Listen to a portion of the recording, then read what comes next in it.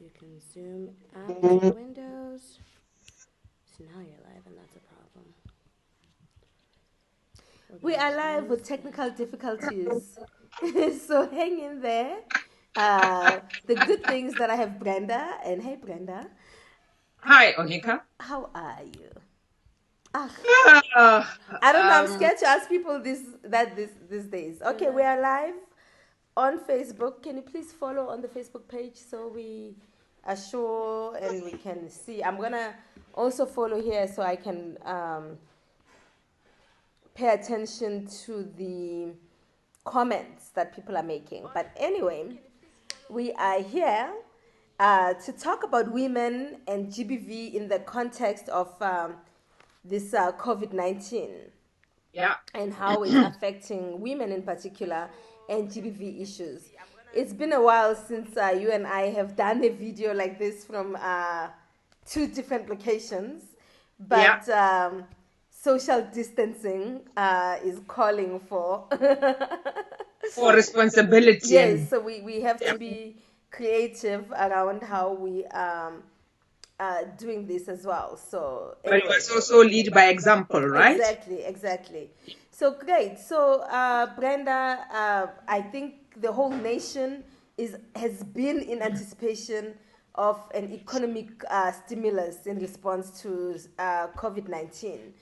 But Yeah. I think women in particular, apart from just anticipation of what the stimulus could provide for them, they're probably the one population that is taking it in the chin in terms of just the economic impact and social impact Yeah. of this period that we are going through. What would you say? I mean, just kind of take us through this in terms of just what are the bigger concerns that women have and how they are disparately impacted by COVID-19? Yeah. So, decisions were made, and I think when they were made, the gender lens was not considered, right? Because if you look at the stats in this country, majority of women look after children. So they are the ones who take care of children, right? So when you close schools, right, without any support for these mothers, then you are burdening them further, right? Secondly, is that these women are now having to travel in taxis and metro rail that are congested. You talk of social distancing, but these women, for them to continue to put bread on the table, they must wake up at odd hours of the morning to catch a taxi to come to town to make sure that they make a living, right? Okay. So all these things must be considered because the burden is heavier on women because of how they are positioned in society and in even in the economy itself, right? Yeah. So this package that we're hoping that will be announced hopefully today by the president is that it has taken into account all these things from a gender lens as well. So so I mean, I think it's been said that while social distancing is necessary, it is also quite a privilege to be able to comply with it fully. And so hence we can't just talk about social distancing alone. We have to continuously talk about those who are disparately impacted by it, and what alternatives are being put in place. I mean, we hear that taxi ranks now have sprays of hand sanitizers, but we know that that's not realistically being implemented nationwide, or even taking just our province in Gauteng alone. I'm sure that there's still quite a number that are not able to do that. But that measure is not just enough, right? Yes. So you expect citizens and women who look after the elderly, who look after their children, to also go to work, and they live in areas where sometimes there's no water. We expect them to wash their hands so they can have sanitizers at the taxi ranks. Mm-hmm. They can have sanitizers at the workplace, right? Yeah. But when they get home, the reality hits them on the face that there's no water, right? So they don't have the luxury like you and I of being able to wash their hands because that's what On we a are frequent advised basis, to they do. say every 20 minutes Exactly. or something. Every 20, yeah, something like that. You must wash your hands for 20 seconds for So I mean, in all of this, the painful thing for me is, uh, and maybe out of this we should be asking ourselves, what kind of a state do we want after all of this? Because we have our states and governments have not had a human face for a long time, Yeah. right? It's all about compliance, demanding from you a lot, but not giving in such a way that it gives you a place to breathe as a human being. And also more so about, it's been a lot about the economy, right? What's best for Yeah, business, in yeah, a way that we haven't really interrogated also just how violent business is towards citizens. exactly.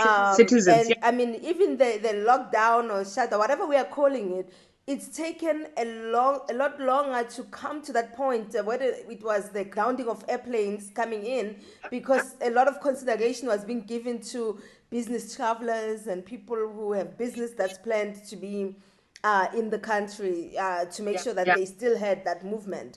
So yeah, great. Well, I know and, that, for yeah, example, Treasury and has given out an email asking people to email ideas of what their expectations are in an economic stimulus and how they are economically impacted by this situation. What would you yeah. think, if we were to give recommendation to Treasury, what would be the top things to put in that would prioritize and put women at the top of those needs that should be addressed by the state? A couple of things that must start. Let me start with the grant payments, right?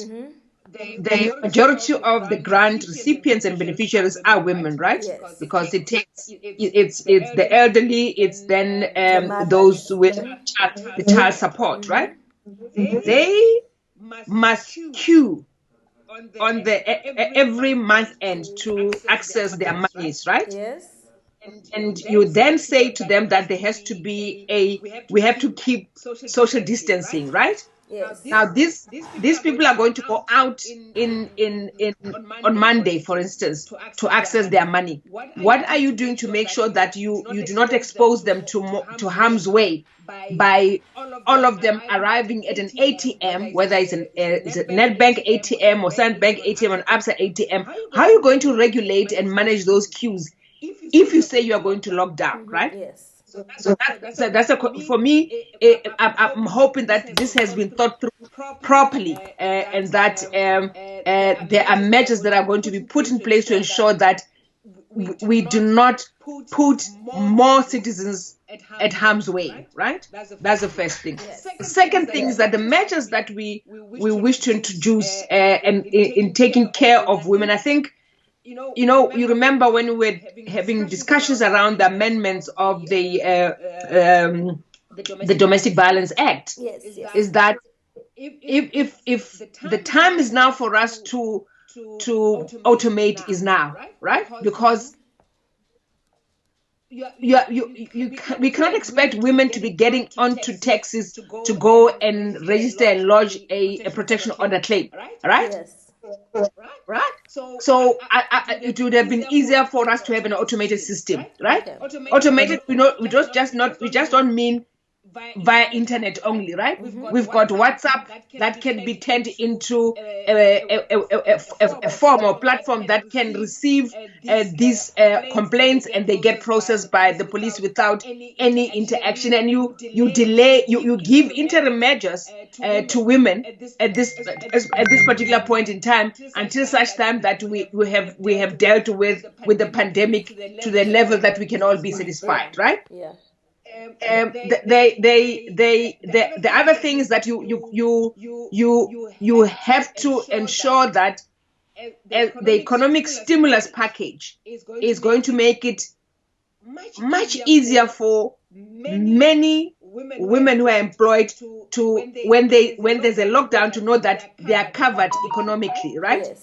That they can afford to stay at home. They can afford then to look after their children because at least they are not losing an income, right? So there is some basic income grant that is going to be considered for I mean, if you look at the women in the retail space, I mean, they are at the forefront at the moment, right? Pick and Pay is open, Woolworths is open, ShopRite Checkers is open, Spar is open, all the shops, and they're going to be opened even during the lockdown because they need to cater for the needs of the citizens who must go and buy and replenish, right? You need to protect those women. Yeah. So, Yeah. okay. So, dealing with the grant payments that have to happen, and opportunity for automation, and the Yeah. economic and income grant. Let me get Yeah. back to automation, Yeah. because I think what COVID-19 has done is to really expose the digital inequalities that Oh yeah. exist, right? So for me, obviously, selfishly, being the one who's always on and on about digital rights, I would want to put in there public access Wi-Fi, and I've Yeah. already written a little bit around that in terms of asking government to open Wi-Fi locks. There's a lot of government buildings that are empty now, that will be continue to be empty for however many days we are on lockdown. Schools, Right. universities that have Wi-Fi that's already been paid for until the end of the month. Why Right. is this Wi-Fi still on lockdown when they are, so take UJ for example. Why couldn't UJ's Soweto campus Wi-Fi be unlocked and open to citizens in Exactly. Pringle, Klipspruit, in the nearby surroundings? So coming Yeah. up with a stimulus that also includes, a minimum amount of data that's given to citizens at no cost as part of our universal access programs No, and public access, and not the 20 absolutely. megabits that MTN and MTN Vodacom and are Vodacom dangling in announced. our eyes, because that's just Yeah. absolutely nonsense. You will send it's just, 20 megabits per day is enough for you to just get the SMS from the COVID-19 alert, and that's it. you know Yeah. so So so for very true, and me, I think we've got up until Monday to make these suggestions to National Treasury. We'll put that forward, yes, so right? We'll definitely put, yeah, digital inclusion for yeah, me is really big. But I think yeah, this is, as much as this is a crisis, it's also an opportunity for us to leapfrog ourselves through some of the things that we've fallen behind on, right? And automation for me is precisely that. I mean, if you think back to the total shutdowns, 24 demands, yeah. automation of protection orders is one of the Yes, well, that's what demands, we asked for. right? Yeah, And so we yeah, might have had excuses around, or rationale, maybe let me not say excuses, but perhaps rationale around why we were not fast tracking this. But this crisis also presents a perfect opportunity. I've been saying it, sometimes it's kind of a perfect storm, where, a storm is not comfortable, but it can also bring, some opportunities. And the opportunity here is to really push us into automation. We've actually start yeah. leaving this 4IR we keep hearing about, because we've been saying it's not an Exactly. event, it's not coming, it's already here. And so how do Yeah. we adapt, during this time, to make sure that we have the digital skills and tools to quickly automate some of these things? I mean, you were saying that this could even be done via WhatsApp. In fact, it can even be done through a USSD code. Yeah. You can string a USSD code, so that people who don't necessarily have smartphones but are still using feature phones are also able to receive an SMS or send an SMS, a desperate SMS, that basically gets them started on the process of lodging an application for a protection order. So absolutely. Yeah. And it goes further that during this time, if you are a victim of abuse or domestic violence, and you are locked with your abuser in the house, Yes, right? yeah. Who is If you, very for an unhappy that they are in the house already. housing, Mm. exactly. So if you have free Wi-Fi, you are able to alert many other people to Yes, your predicament, yes, right? definitely. So that's what exactly. So let's have it so that many women can communicate with many of us when the need arises for them to communicate, because there is free Wi-Fi for them to do so. Yeah. So no, definitely. Yeah. I mean, I totally agree with you. I think that this is a challenge and a crisis, but it's also how we manage it also provides us some nuggets, some good opportunities Yeah. to problem solve out of some of the challenges. So definitely. But anyway, we have a few people who are watching. We are trying a new feature since we've Social been struggling distancing. with Brenda being able to connect on Facebook. So we actually are having this live chat on Skype. We are both on Skype, and Yeah. we are using a platform that allows us to broadcast live, to stream live on the Facebook page of Wise, which is where most of you are watching. So please invite your friends and invite others. I'd love to hear from some of you. Chantel, Renee, I see you there. Miriam, I see you. Tiny, Misa. I'd love to hear from some of you your thoughts of what you would put in the economic stimulus package that would help prioritize and meet the needs, the unique needs of women that are emerging out of this. Because, whew, plus we just want to know how you are coping, Yeah. No. Yeah. being in the It's quite house stressful, right? with kids It is. Yeah. and So it's stressful. abusers sometimes. Yeah. Yeah. So it's stressful and it changes day by day, right? Yes. Or hour by hour, right? It changes. So there are those who are anxious, there are those who are still taking this lightly. And I think as we move towards finding solutions as a country, the reality must drop on all of us that it's not the same. I mean, I don't want to say business as usual or unusual, because we have used this term many times and we have bastardized it, right? No, but it's But a it's pivotal moment. I mean, I think all of absolutely, us are going to be able absolutely to reference this as before or after COVID, because COVID. it is it's Exactly. life altering. Um, It's you know, yeah. Go ahead, even Onika. for those Yeah. women, I feel that sometimes we tend to focus so much on those who are on the streets, those who can afford, and that's really important to do. But I also think that even for the women who are employed, who are able to go out and buy hand sanitizer and buy all these things that are now, wipes and all of that, that those are also things that were never on their budget for the month of March.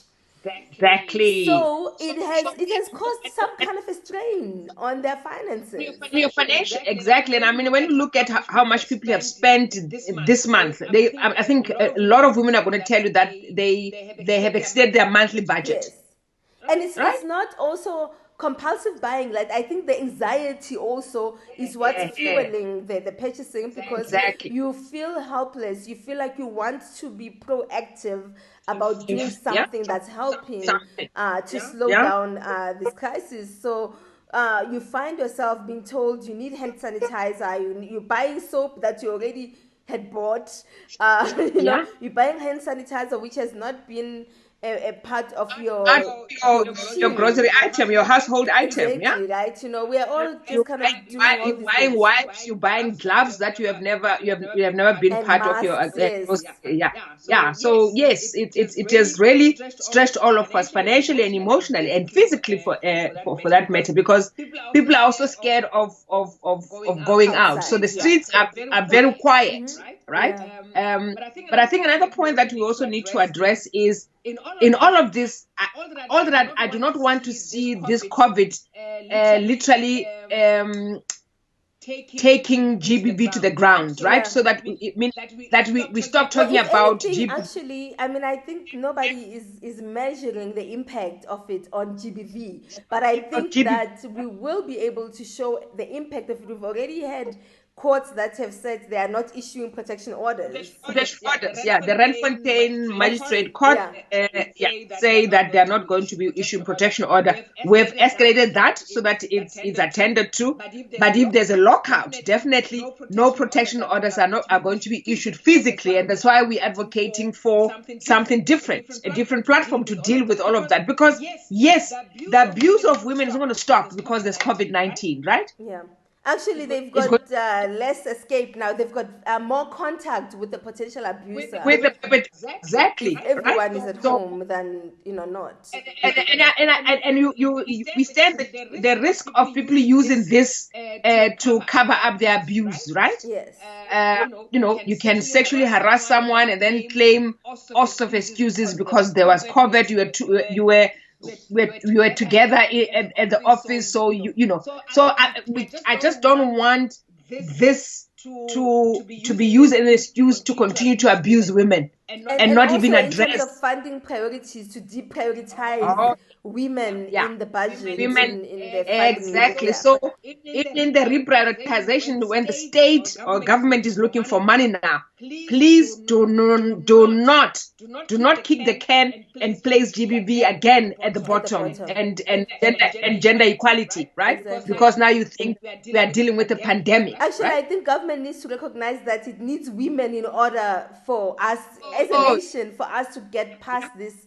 I think it's going to take women's leadership in homes and communities, and in so many other places, right? The other thing, Brenda, I mean, I keep hearing this narrative that older generations are more vulnerable.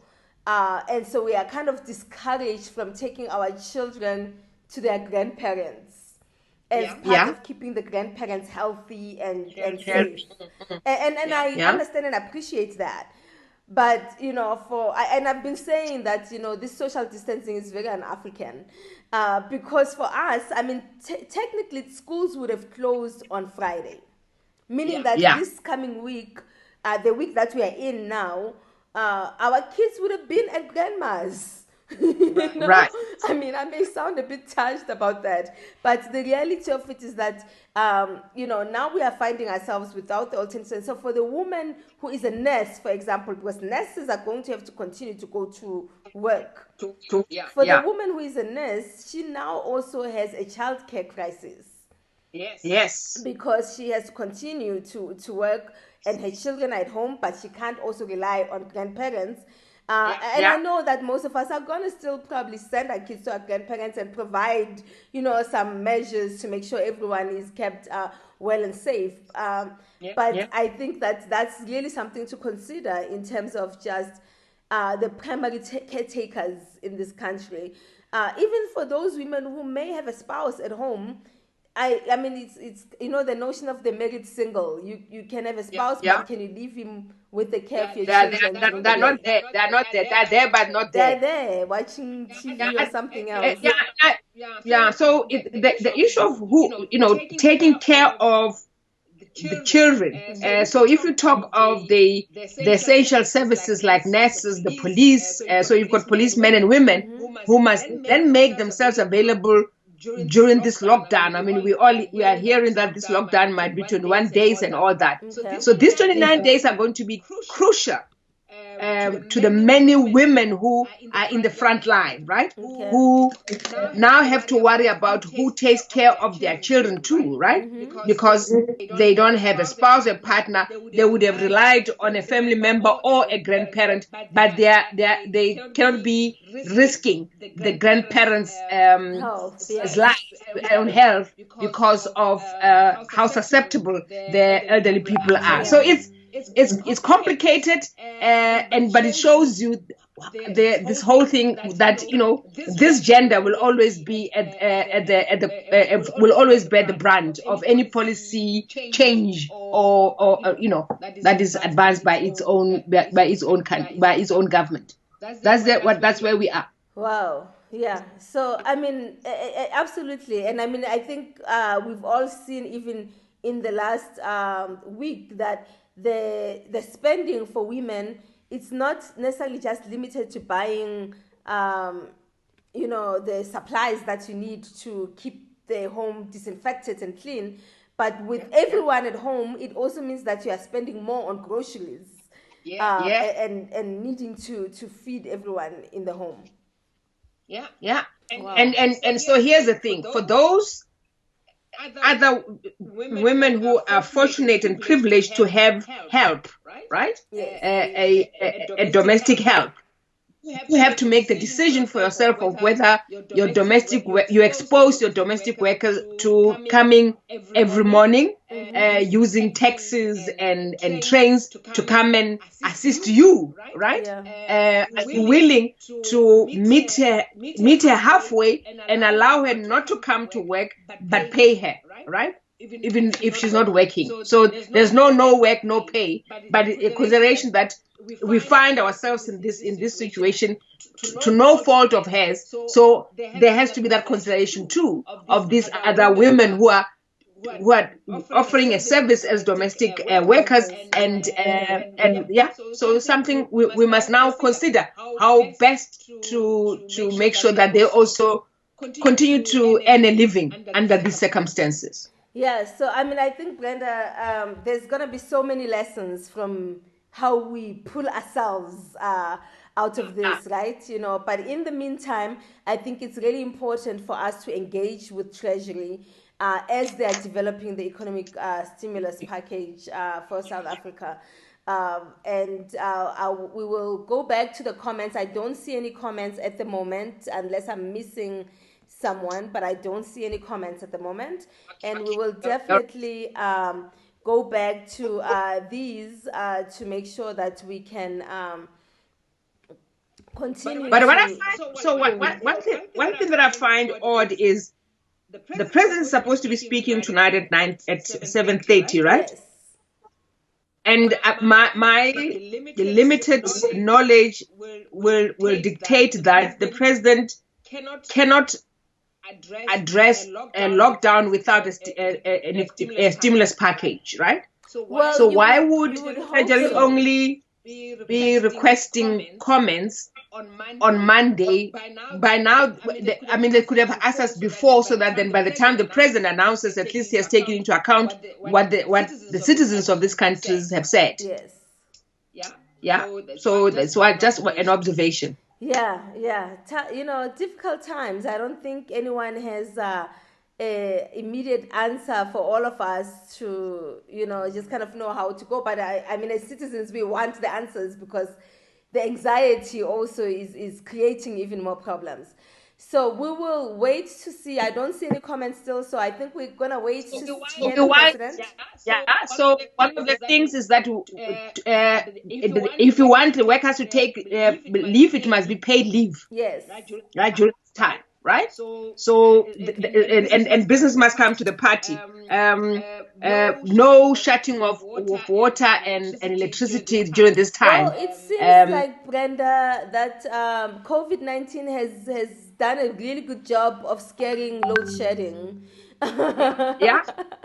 At least for those of And us who still have electricity, we have electricity, yeah, you know. yeah. And you have tenants who must pay rent. Are they going to face evictions? These are mothers with families. So this stimulus package is quite important when as a landlady, if I'm going to take a hit for 3 months of not receiving rent payment, I need to know that I can survive. Yeah, Yes. because so there are quite a number of moving parts that must be considered. But in all of this, humanity and a human face must come out. Well, I think that's a really good note to end on, and I think that human face is also a woman's face. It's a feminine, feminist face rather than feminine. Yeah, But I think yeah, that's really, I mean, thank you so much, Brenda. That's really key yeah. and important. I think we will go ahead and compile inputs on behalf of WISE, and we invite all of you to contribute towards that list. Perhaps we'll share the document later this week before we send it forward, so that we are making sure, you know, to give voice to women being centered in whatever proposal is going to be coming from the administration. Yeah. Okay. Definitely. Well, All we right. will all go back to our social distancing. I don't Mhm. know what you plan to do this evening, but there's a lot of free things online. Unfortunately, they all require for you to have Wi-Fi and data, or data. Yeah. So, Yeah. thanks, All right. Brenda. Have a good We'll night. catch up. All right. Thank Bye. you. Bye.